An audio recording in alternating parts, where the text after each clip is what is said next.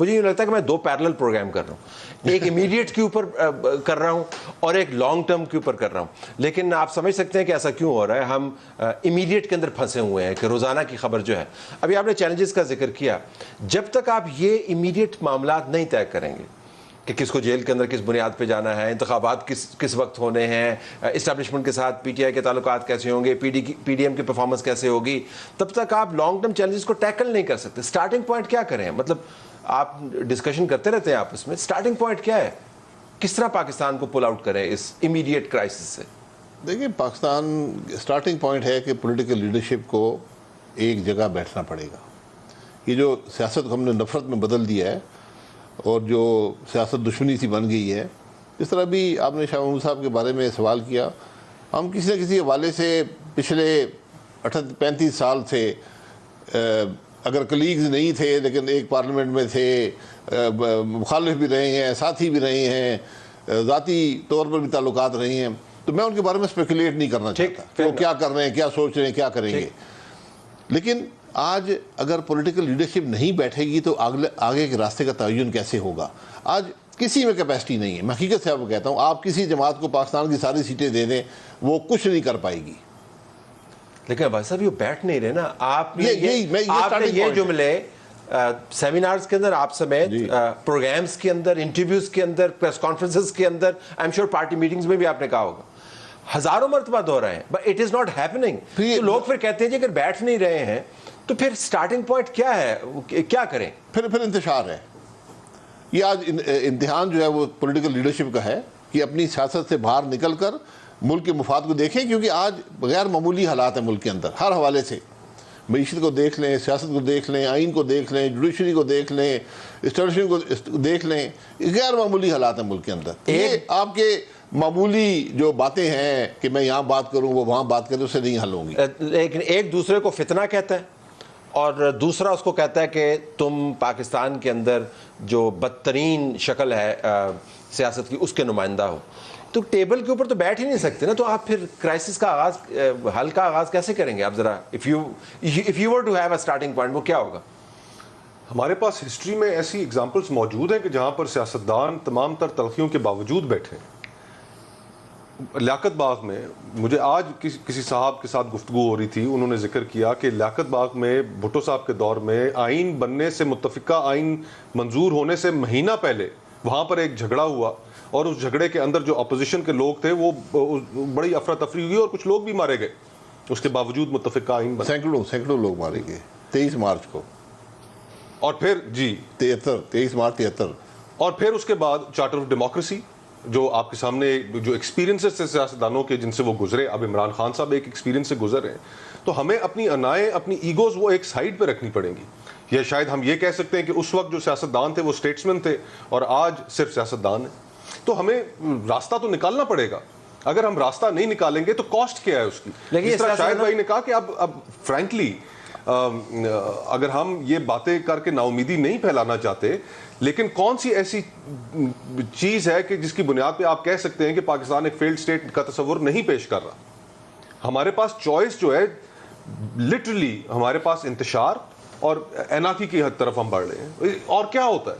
लेकिन अभी भी हम वो गुफ्तगू नहीं कर रहे, अभी भी हम वो बैरियर्स नहीं तोड़ रहे, अपनी ईगो से बाहर नहीं निकल रहे। चंद दिन पहले इमरान खान साहब का एक बयान सामने आया, उन्होंने कहा मैं अब भी फौज से बात करने के लिए तैयार। भाई सियासतदानों से आपने बात, वो सिर्फ फौज से बात करेंगे। उन्होंने तो कह दिया, उन्होंने जो अपनी कमेटी भी बनाई थी वो फौज से और इंटेलिजेंस एजेंसी से बात करने के लिए ही बनाई थी, तो वो तो बात नहीं कर रहे। और he is brought us to this point कि हमारे जो गुफ्तगू की जो स्पेस थी, जो हम डिस्कशंस और डिबेट्स करते थे कि हमने पाकिस्तान को इंप्रूव करना है, एक बेहतर मुल्क बनाना है और उसके लिए एक ओपन डिस्कशन होनी चाहिए, वो स्पेस भी उन्होंने इमरान खान साहब ने श्रिंक कर दिया अपने 9 मई की हरकत। हामिद, अगर मैं आपके पास आऊं तो हम सहाफियों पर जिनका बदकिस्मती से काम ही यही है कि डेली रिपोर्ट करें और डेली तज्जिया करें, क्योंकि हमारा काम ये है, हमने डॉक्यूमेंट करना है। हम कोई 5 ईयर प्लान के मुताबिक तो अपनी प्रोफेशन चला नहीं सकते, लेकिन एक तोहमत लग जाती है हम पर कि जी आप हर वक्त एक ही बात करते रहते हैं, सॉल्यूशंस की बात करें। आपको वैसे इन हालात में हामिद कुछ सॉल्यूशन निकलता हुआ नजर आ रहा है जो इस डिबेट को शाहमूद कुरैशी की रिलीज से और सुप्रीम कोर्ट की प्रोसीडिंग्स से और किसी ने क्या किसके बारे में कह दिया उससे आगे ले जाए, या आपके ख्याल में फिलहाल हमारी यही किस्मत है? नहीं, मेरा ख्याल है कि सॉल्यूशंस हमारे पास मौजूद हैं, लेकिन हमारा काम जो है वो सॉल्यूशन देना नहीं है। सॉल्यूशन देना तो ये जो हमारे पॉलिटिकल लीडर्स हैं इनका काम है, लेकिन हम सिर्फ तजवीज़ दे सकते हैं, और कभी वो हमारी तजवीज़ उनको अच्छी लगती है, कभी नहीं लगती। आम तौर पे जब ये अपोजिशन में होते हैं तो उस वक्त इन्हें हमारी तजवीज़ें बड़ी अच्छी लगती हैं, जब ये हुकूमत में आ जाएँ तो उनको हमारी तजवीज़ें बहुत बुरी लगती हैं। जब पिछले साल ये तहरीक में एतमाद लाने वाले थे, अभी वो टेबल नहीं हुई थी, तो मैंने शहबाज शरीफ साहब से ये बहुत कैटेगोरिकली पूछा था। मैंने कहा था, शहबाज शरीफ साहब, अगर आप ये तहरीक में एतमाद लाएंगे और वो फ़र्ज़ करें कामयाब हो जाती है, तो आपको नहीं लगता कि IMF के साथ जो इमरान खान ने एक मुआहदा किया हुआ है वो आपके गले की हड्डी बन जाएगी, तो क्या करेंगे आप? तो उन्होंने कहा, मेरे पास सारे सॉल्यूशंस हैं और बिल्कुल मैं मसले सारे ठीक कर दूंगा। तो वो आपके सामने है, उन्होंने क्या मसले ठीक किए हैं। अब नहीं, आप तजवीज़ देना, आप तजवीज़ दे दें, आप दोहरा दें तजवीज़ अपनी, आप किसी को मैं आपको तजवीज़ दे बुरा लगे अच्छा लगे कि पिछले साल ये अक्टूबर के महीने में इमरान खान साहब जो हैं वो मुझे कह रहे थे कि बड़े एतमाद से कि बस नवंबर में इलेक्शन हो जाएगा। मैंने कहा, जी नवंबर में इलेक्शन तो होना चाहिए, लेकिन मुझे नहीं लगता। मैं आपको बताना चाहता हूँ तजवीज़ देने से पहले कि हमारी जो पॉलिटिकल लीडरशिप है ना, वो बड़ी शॉर्ट साइटेड है। उनको जो चीज़ हमें नज़र आ रही होती है, राइटिंग ऑन दी वॉल, वो उनको नज़र नहीं आती, पता नहीं क्या मसला होता है। मैंने आपको शहबाज शरीफ साहब की मिसाल दी। इमरान खान साहब अक्टूबर में कह रहे थे नवंबर में इलेक्शन होगा, मैंने कहा नवंबर में इलेक्शन नहीं होगा।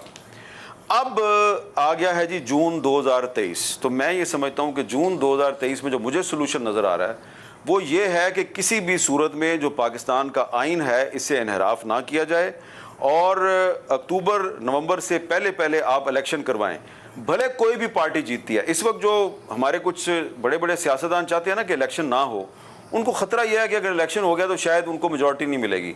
तो ये उनका एक ज़ाती मसला है, एक उनका अपना पर्सनल इंटरेस्ट है जिसकी वजह से वो इलेक्शन को आगे ले जाना चाहते हैं। मेरी इस पर बाकायदा इस वक्त जो हुकूमत के बड़े बड़े लोग हैं उनसे बाकायदा डिबेट हुई है, ऑफ द रिकॉर्ड डिबेट है, मैं नाम नहीं लेता। मैंने जब उनसे कहा कि इलेक्शन करवाएं, इलेक्शन मसले का हल है, ख्वाह कोई भी जीते, तो वो कहते हैं अच्छा तुम चाहते हो कि दोबारा इमरान खान इक़्तिदार में आ जाए। मैंने कहा, इमरान खान कैसे इक़्तिदार में आएगा? 9 मई के बाद तो उसके साथ जो होना है वो तो इक़्तिदार में नहीं आएगा। वो इतने डरे हुए और सहमे हुए लोग हैं, वो कहते हैं नहीं उसकी पार्टी इक़्तिदार में आ जाएगी। अभी तक जब रोजाना 10-10, 15-15 लोग इंतखाबात, आपका सोल्यूशन है इंतखाब कराएं, इंतखाब करवाएं, दैट्स योर सोल्यूशन। हर सूरत में इलेक्शन करवाएं और अक्टूबर नवंबर से पहले करवाएं। अगर आपने इलेक्शन ना करवाया तो उसका नतीजा जो है वो सिर्फ आप और मैं नहीं, बल्कि ये हुकूमत और इसके सरपरस्त नहीं, बल्कि पूरा पाकिस्तान भुगतेगा। वो तो खैर पता नहीं पाकिस्तान को कितना भुगतना है, हम तो इतना भुगत चुके हैं, हर नए महीने के अंदर कोई नया इम्तिहान आता है। शायद साहब, आप एक प्रोपोनेंट है एक आर्गूमेंट का जिसको मैं फॉलो करता रहा हूँ। आपने कहा है कि डायलॉग करवा के कोई गोल पोस्ट, कोई साइन पोस्ट तय करें और उसके बाद इंतखाबात करवाएं। अगर आपने वैसे इंतखाबात के अंदर इन हालात में छलांग लगाई, if I am summarising you accurately, तो हालात ठीक नहीं होंगे। इन हालात में जब एक दूसरे से बात करने को तैयार नहीं है, फ्रेमवर्क तैयार नहीं है, इंतखाबात किस निज़ाम के तहत होंगे, तारीख तय नहीं हो पा रही, अगर इंतखाबात अनाउंस भी हो जाते, will it solve the problem या नहीं आपके ख्याल में?